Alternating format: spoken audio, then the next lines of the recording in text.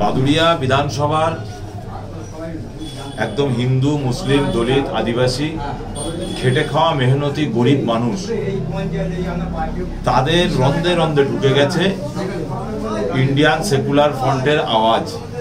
পীরজাদা নওশাদ সিদ্দিকী ভাইজানের কার্যকলাপ, তাদের কথাবার্তা, তাদের চালচলন প্রতিটা মানুষের দিলে গেঁথে গেছে।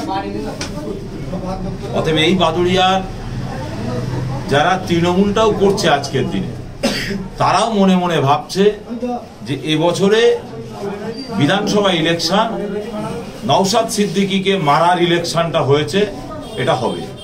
এই যে 20 তারিখে নওশাদ সিদ্দিকী ওয়াকআফ নিয়ে যে মার খেয়েছেন, ওয়াকআফ নিয়ে আন্দোলন করতে যে তাকে যে জেলবন্দি করে রাখা হয়েছে এবং নওশাদ সিদ্দিকীকে যে মেরে দেওয়ার প্ল্যান হয়েছিল, অতএব এটার বিরুদ্ধেই ভোট হবে 2026-এ।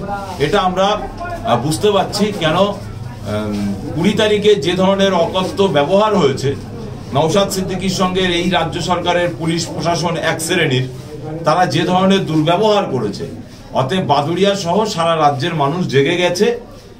মমতা ব্যানার্জি আর নরেন্দ্র মোদী, এদের মধ্যে যে সেটিং, এটা দুজনাই যে নাগপুরের কথাই চলে, এটা বাংলার মানুষ বুঝে গেছে।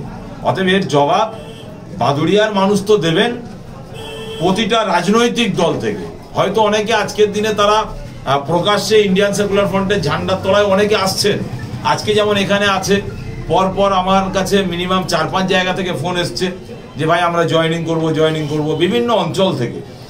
আবার অনেক জায়গায় জয়েনিং না করে তৃণমূলের ঝান্ডাই হয়তো তারা ধরে থাকবে, কিন্তু ভোটটা ইন্ডিয়ান সেকুলার ফ্রন্টকে দেবে, তার জন্য তারা রেডি হয়ে বসে আছে। বিশেষ করে মা বোন থেকে শুরু করে বাদুড়িয়ার যুব সমাজ, বাদুড়িয়ার ছাত্র সমাজ, বাদুড়িয়ার বয়স্ক বাবাজি থেকে শুরু করে বাদুড়িয়ার প্রতিটা মানুষ, তারা খুবই ব্যথিত, খুবই দুঃখিত যে এই নওশাদ সিদ্দিকীর উপরে হামলাটা হবে কেন। সে তো ওয়াকআফ নিয়ে আন্দোলন করছিল, সে তো SIR নিয়ে আন্দোলন করছিল, সে তো পরিযায়ী শ্রমিক নিয়ে আন্দোলন করছিল, তাহলে তার উপরে হামলাটা কেন হলো?